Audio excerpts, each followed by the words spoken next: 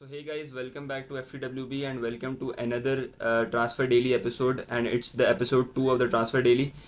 So let's get on to our video, and but before that I just want to ask you to like this video and watch till the end. As you all know, I've gathered reports regarding all the clubs, and do subscribe अगर आपको time मिले तो थोड़ा सा subscribe भी कर दो. So let's catch on to our video, and the first जो भी एक्सक्लूसिव हमारी अपडेट है वो obviously it is about PSG. And अगर पीएसजी की बात करें तो you should know this that it is of Kylian Mbappe. तो एक रिपोर्ट नहीं है, it is kind of a controversial thing that the Spanish president prime minister आज वो मीडिया पे आके उन्होंने ये चीज़ कन्फेस की कि Kylian Mbappe himself doesn't know what he wants to do. He regarded this transfer saga as a soap opera जो कि बहुत लंबे टाइम तक चलता आ रहा है. And he himself doesn't know what he wants to do. And इसको पता नहीं है कि ये रियल मैड्रिड आना चाहता है या ये पीएसजी में स्टे करना चाहता है. तो it is a great dig on Kylian Mbappe, who doesn't knows what his future is. I think this Kylian Mbappe transfer saga has been stretched so it is really bad to see that if Kylian Mbappe wants to join, he should clear his mind out. In my opinion, he should clear his mind. And if he wants to come to Real Madrid, तो ये decision ले ले. हर किसी को it's like कि उसने PSG को भी डार्क में रखा हुआ है, उसने रियल मैड्रिड को भी डार्क में रखा हुआ है. But if I talk about the need, if I talk about the replacement or probably some things like that, Kylian Mbappe को अभी he is needed not by Real Madrid at this point of time. He needs Real Madrid himself to create and establish a legacy. I think Haaland, his competitor, is going ahead of him, and it's only a matter of time that people start to believe that Haaland is actually better than Mbappe.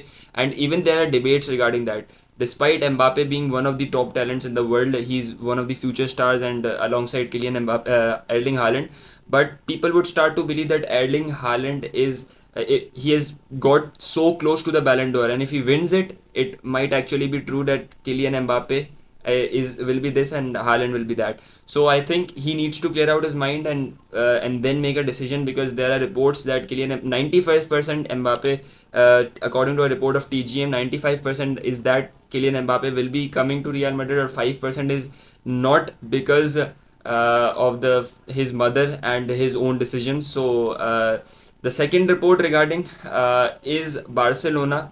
And Barcelona and Bernardo Silva, as we all know, the last season links as well.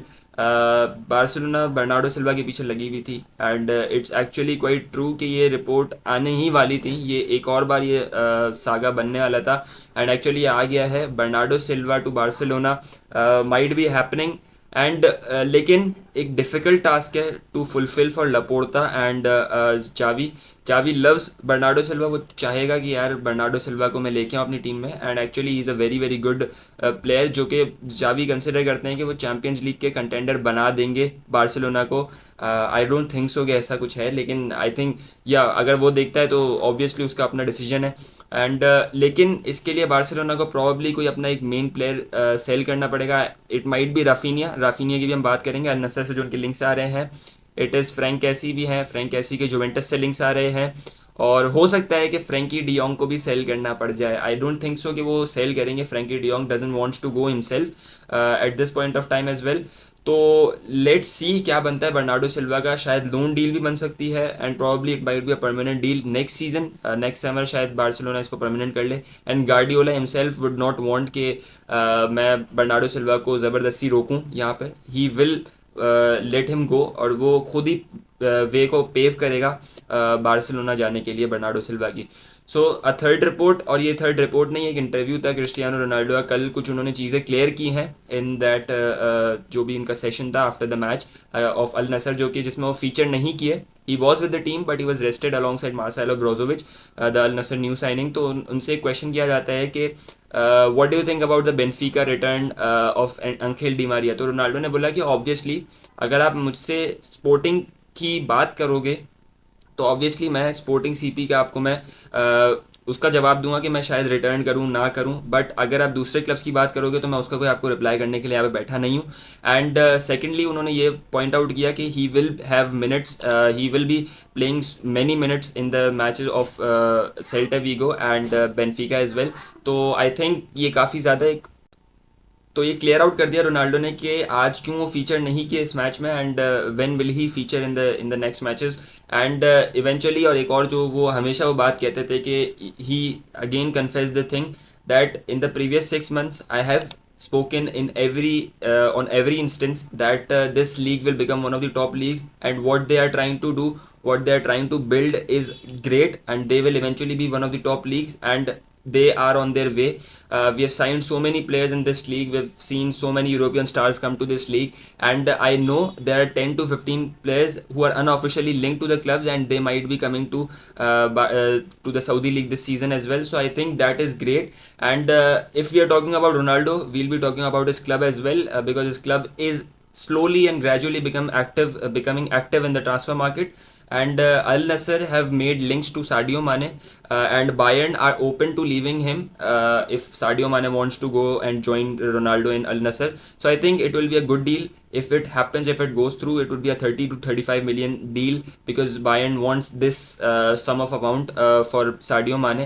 I think that would be great addition to Ronaldo, because on the left, on the right wing, and on the second wing, if you talk about that, it would be Rafinha, and Rafinha's links to Barcelona, to Al Nassr are coming and are actively seeking.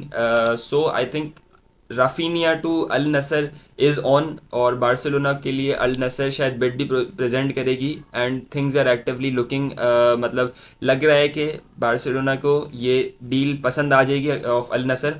And अगर वो एक अच्छी lucrative amount offer करते हैं 50-55 million Barcelona को, तो I think Barcelona will be agreeing on this deal, और Raphinha खुद भी खुश हो ही जाएंगे आई गेस 25-26 की एज में। I don't know his personal ambitions, but अगर वो चाहें तो वो ज्वाइन कर सकते हैं अल नसर को to play alongside Ronaldo, Sadio Mane. तो एक एक अच्छा ट्रियो बन जाएगा उनका, which would be very very good in Saudi clubs. और अब हम अपने एक और रिपोर्ट की बात करें तो ये मैनचेस्टर सिटी से आती है। Manchester City are open to leaving that guy Riyad Mahrez, sorry मैं उसका नेम भूल गया, Riyad Mahrez. And Riyad Mahrez के लिंक्स अल अहली से आ रहे थे, काफ़ी टाइम से आ रहे थे, एंड इवेंचुअली दीज आर, ये एक जोर पकड़ चुके हैं और ये डील फाइनलाइज हो चुकी है।